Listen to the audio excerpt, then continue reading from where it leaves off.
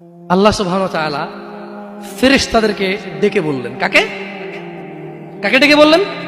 ফেরেশতাকে, যে হে ফেরেশতারা, আমার কোনো বান্দা সে যদি গুনাহ করার ইচ্ছা করে, কি করার ইচ্ছা? তুমি লেখিও না যতক্ষণ পর্যন্ত সে না করে।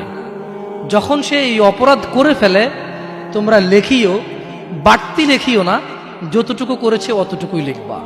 কিন্তু জানেন আল্লাহ আপনাকে কত ভালোবাসে?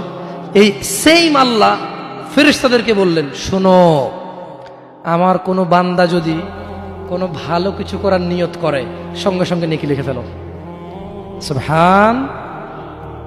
আমার কোনো বান্দা যদি ভালো কিছু করার নিয়ত করে সঙ্গে সঙ্গে লিখে ফেলো। সে এই কাজটা করা পর্যন্ত অপেক্ষা করার দরকার?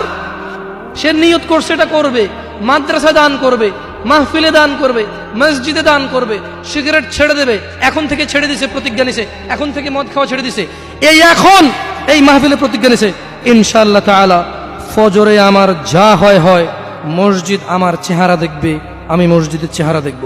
আল্লাহ বলছে যে ফেরেশতা লিখে ফেল, লিখে ফেল।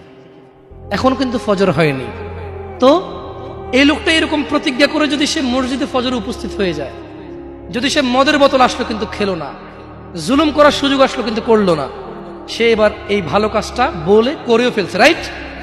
আল্লাহ বলেন যে ফেরেশতা বাড়ায় লেখ, 10 থেকে 700 গুণ বাড়িয়ে দে।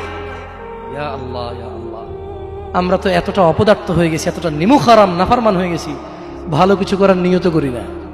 কোন হুজুর আসা ঠিক কিনা, সবাই ঠিক, তারপর শেষ, সব শেষ। না, আমাকে ঠিক বলতে হবে না, এখানে সবাইকে শুনে ঠিক বলতে হবে না, আপনি ঠিক হয়ে যান। আল্লাহ আমাদেরকে বোঝার তৌফিক দান করুন।